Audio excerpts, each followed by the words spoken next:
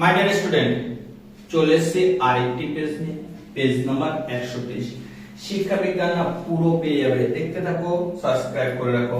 পুরো বেশি নাম্বার পাওয়ার সবচেয়ে আধুনিক পদ্ধতি মুখস্থ করতে তোমাকে সাহায্য করবে। দু চারবার দেখে নাও, দু চারবার অবশ্যই দেখে নাও। দেখো আজ স্টার্ট করছি পেজ নাম্বার 121, এসি 121। দেখেছো? দেখতে থাকো। শিখনের তৃতীয় স্তর যে পুনরুদ্ধার দেখবা, চিনে নেওয়া। তারপর দেখো এবিলিটিস অফ ম্যান, গ্রন্থটি লেখে কে জানো? স্পিয়ারম্যান। এবিলিটি অফ ম্যান গ্রন্থটি লেখে স্পিয়ারম্যান। ভাষা বোধের ক্ষমতাকে ফার্স্ট ওয়ান বিশেষ কি বুঝিয়েছে? উত্তর হচ্ছে ভি। দেখো টাইম কার্ভ ব্যবহৃত হয়, উত্তর হচ্ছে থর্নডাইকের পরীক্ষা। টাইম কার্ভ থর্নডাইকের পরীক্ষায়। গেস্টাল শব্দটির অর্থ আকার বা অবয়ব। তারপর হচ্ছে সক্রিয় অনুবর্তন নিয়ন্ত্রণ করে কে জানো? উত্তরে কেন্দ্রীয় স্নায়ুতন্ত্র। সক্রিয় অনুবর্তন নিয়ন্ত্রণ করে কেন্দ্রীয় স্নায়ুতন্ত্র। 6 আর 14, 6 10 6 7 স্কোরগুলি ভূমিষ্ঠ কত? সবচেয়ে বেশিবার দেখো 6 একবার আছে, দুবার আছে, তিনবার। 6 বেশিবার আছে, তাহলে 6 হচ্ছে ভূমিষ্ঠ। ভূমিষ্ঠ মানে যেটা বেশিবার থাকে। আয়ত লেখ আঁকার সময় পরিসংখ্যানগুলি স্থাপন করা হয় কোথায় জানো? সেই নিবেদনের সীমানায়। তারপর দেখো পরের প্রশ্ন হচ্ছে 75% সূত্র অনুসারে x এবং y আকারের অক্ষের দৈর্ঘ্যের অনুপাত হবে কত জানো? 4:3। 4:3, তাহলে 75% অনুপাতে হচ্ছে 4 100 আর 75, 100:75 করলে 4:3 হয়। দেখো তারপরে প্রশ্ন হচ্ছে রাজ্য তালিকা বলা হয় জানো তো? লিস্ট 2। রাজ্য তালিকাকে বলা হয় লিস্ট 2, আর কেন্দ্রীয় তালিকা লিস্ট 1, আর হচ্ছে যুগ্ম তালিকা লিস্ট 3। পরের প্রশ্নগুলো দেখো। নারী শিক্ষা জাতীয় কমিটির নেতৃত্বে দুর্গাবাই দেশমুখ। নারী শিক্ষা কমিশন গঠনের নেতৃত্ব দেয় কে? দুর্গাবাই দেশমুখ। সংবিধানের 15 নং ধারায় বলা হয়েছে অস্পৃশ্য বিলুপ্তির কথা। সংবিধানের 15 নং ধারায় কি বলা হয়েছে? অস্পৃশ্য বিলুপ্তির কথা। স্বাধীন ভারতের প্রথম শিক্ষা কমিশন ছিল কোনটা জানো? এই সদস্য ছিল 10 জন। স্বাধীন ভারতের প্রথম শিক্ষা কমিশনের সদস্য ছিল কত? 10 জন। মাধ্যমিক শিক্ষা কমিশন মতে বিশ্ববিদ্যালয়ের শিক্ষার কাঠামোটি হবে কি জানো? 5+3+3। দেখো বিশ্ববিদ্যালয় গুচ্ছ বছরের কথা সুপারিশ করা হয়েছে কোথায় জানো? ভারতীয় শিক্ষা কমিশন, গুচ্ছ বছর ভারতীয় শিক্ষা কমিশনে। জাতীয় শিক্ষানীতি প্রকাশিত হয় 1986 খ্রিস্টাব্দে 21 এপ্রিল। তাহলে 1986 খ্রিস্টাব্দে 21 এপ্রিল জাতীয় শিক্ষানীতি প্রকাশিত হয়। দেখো তারপরে প্রশ্ন হচ্ছে নবোদয় বিদ্যালয় মেয়েদের জন্য আসন সংরক্ষণ কতটা জানো? মেয়েদের জন্য হচ্ছে 1/3 অংশ, মানে 2/3 অংশ ছেলে, 1/3 অংশ কত? মেয়ে। তারপরে দেখো পরের প্রশ্ন, চাকরি থেকে ডিগ্রিকে বিচ্ছিন্ন করা হয়েছে 1986 সালে জাতীয় শিক্ষানীতিতে।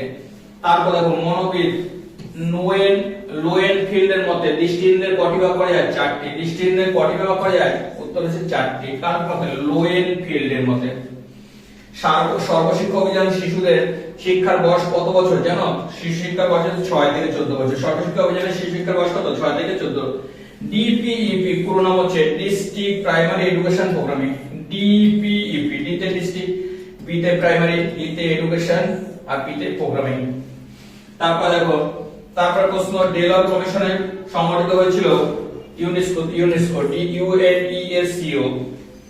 2000 খ্রিস্টাব্দে ঢাকায় অনুষ্ঠিত আন্তর্জাতিক শিক্ষা সম্মেলনের বিষয়টি কি ছিল জানো? বিষয়টি ছিল হচ্ছে সকলের জন্য শিক্ষা। তারপর হচ্ছে কম্পিউটারের স্থায়ী স্মৃতি হলো রম। স্থায়ী স্মৃতি কি? রম, আর অস্থায়ী হচ্ছে র‍্যাম। দেখো এবার এসকিউ তে চলে আসি। স্পিয়ারম্যান মানসিক ক্ষমতা সংক্রান্ত তত্ত্বের থার্স্টন মানসিক ক্ষমতার মধ্যে দুটি পার্থক্য। দেখো স্পিয়ারম্যানের দুটি তত্ত্ব। মানসিক ক্ষমতা কত তত্ত্ব? দুটি, আর থার্স্টনের বহু তত্ত্বের 7টি তত্ত্ব। তাহলে স্পিয়ারম্যানের মানসিক ক্ষমতা দুটো তত্ত্ব, থার্স্টনের 7টি তত্ত্ব। 2 নম্বর হচ্ছে দ্বি তত্ত্ব জন্মগত অর্জিত। কয় প্রকার থাকে? জন্মগত এবং অর্জিত। আর বহু তত্ত্ব প্রধানত জন্মগত। বহু তত্ত্ব কি? প্রধানত জন্মগত। 7টা তত্ত্বই বেশিরভাগই জন্মগত। শিখন ও পরিণমনের মধ্যে পার্থক্য। দেখো শিখন কৃত্রিম প্রক্রিয়া, কিন্তু পরিণমন স্বাভাবিক প্রক্রিয়া। পরিণমন কেমন প্রক্রিয়া? স্বাভাবিক, কৃত্রিম। তাহলে দেখো শিখন কৃত্রিম প্রক্রিয়া, পরিণমন হচ্ছে স্বাভাবিক প্রক্রিয়া। তারপরে প্রশ্ন পরিণমনের সংজ্ঞা দাও। দেখো পরিণমন জন্মগত স্বাভাবিক প্রক্রিয়া। পরিণমন কি? পরিণমন একটি জন্মগত স্বাভাবিক প্রক্রিয়া। পাজল বক্স কি? দেখো স্কিনার তার পরীক্ষার জন্য যে বাক্স ব্যবহার করে। স্কিনার তার পরীক্ষার জন্য যে বাক্স ব্যবহার করে তাকে পাজল বক্স বলে, অথবা স্কিনার বক্স কি। দেখো তারপরে প্রশ্ন হচ্ছে KKW স্কুল, উত্তর হচ্ছে প্রাথমিক শিক্ষামূলক স্কুল আছে, প্রাথমিক শিক্ষামূলক। তারপর রাশি বিজ্ঞানে উচ্চ স্কোর 120, বিস্তৃতি 90 হলে বিস্তৃতি হচ্ছে 30 হয়, তবে নিম্ন স্কোর কত। দেখো উচ্চ স্কোর, তাহলে এর থেকে 90 থেকে 120 থেকে 90 বিয়োগ করলে হয়ে গেল নিম্ন স্কোর 90। 90 থেকে 90 আর 120 হচ্ছে এরকম শ্রেণী, তাহলে মাঝে পার্থক্য হচ্ছে 30, তাহলে নিম্ন স্কোর হচ্ছে কত 90। পরের প্রশ্ন দেখো, ওবিসির পুরো কথা কি, এটা জানো আদার ব্যাকওয়ার্ড ক্লাস, আদার ব্যাকওয়ার্ড ক্লাস। তারপর হচ্ছে শ্রীনিকেতনকে প্রতিষ্ঠা করেছিল, শ্রীনিকেতন জানো রবীন্দ্রনাথ ঠাকুর, শ্রীনিকেতনকে প্রতিষ্ঠা করেছিল রবীন্দ্রনাথ ঠাকুর। এনসিসির পুরো নাম কি, দেখো national cadet corps, national cadet corps. দেখো এসএবি এর পুরো কথা কি, দেখো student advisory board of education. Student দেখো এসএ হচ্ছে student advisory board of education, SA student এতে অ্যাডভাইসারি, বিতে বোর্ড, ইতে এডুকেশন।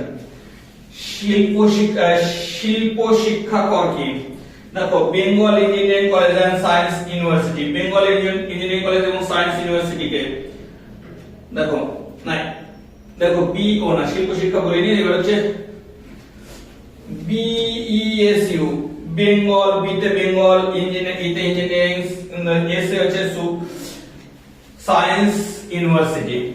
তারপর দেখো তারপর প্রশ্ন হচ্ছে অ্যাডভান্স কোর্স কি, অ্যাডভান্স দেখো কোঠারি কমিশনের সুপারিশে 7ম থেকে উচ্চ মাধ্যমিক পর্যন্ত যে কোর্স আছে তাকে অ্যাডভান্স কোর্স বলা হয়, যে উচ্চ যে আরো উন্নতির যে কোর্স প্রবেশ করানো হয়েছে। কোঠারি কমিশন মতে 7ম থেকে 12 পর্যন্ত যে শিক্ষার উন্নত বিষয় প্রবেশ করানো হয় তাকে বলা হয় অ্যাডভান্স কোর্স।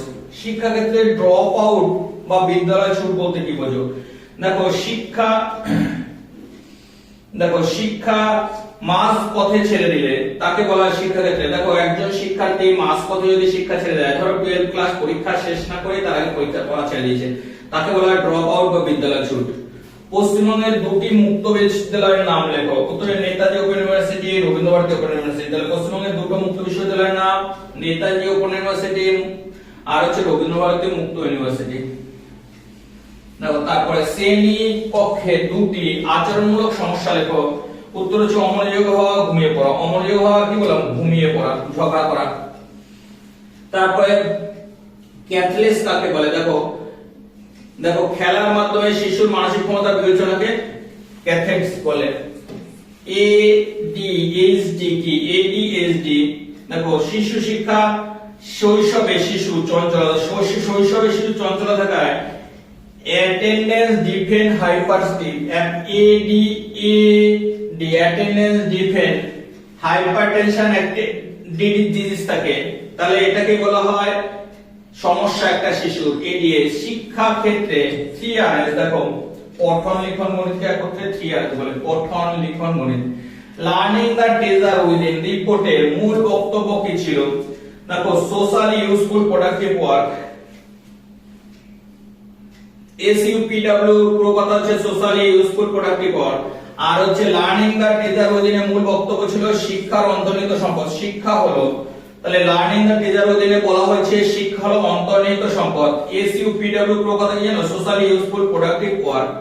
টেকনোলজি কথাটির অর্থ কি, টেকনোলজি কথাটির অর্থ কি, দেখো টেকনোলজি হলো কোনো বিশেষ ব্যবহারিক উদ্দেশ্যে, কোনো বিশেষ ব্যবহারিক উদ্দেশ্যে সমস্যা সমাধানের জন্য বৈজ্ঞানিক জ্ঞানের প্রয়োজন। তাহলে বৈজ্ঞানিক জ্ঞানের প্রয়োজন।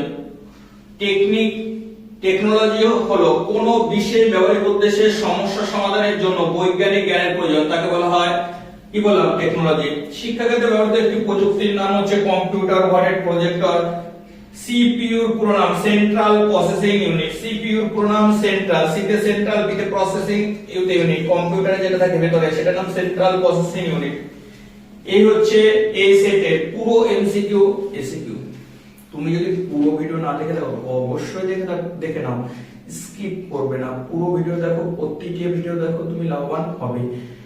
আজ এই পর্যন্ত, পরবর্তী ভিডিও আরেকটু পরে আসছে, দেখতে থাকো, সাবস্ক্রাইব করে রাখো, দেখতে থাকো, সাবস্ক্রাইব করে রাখো।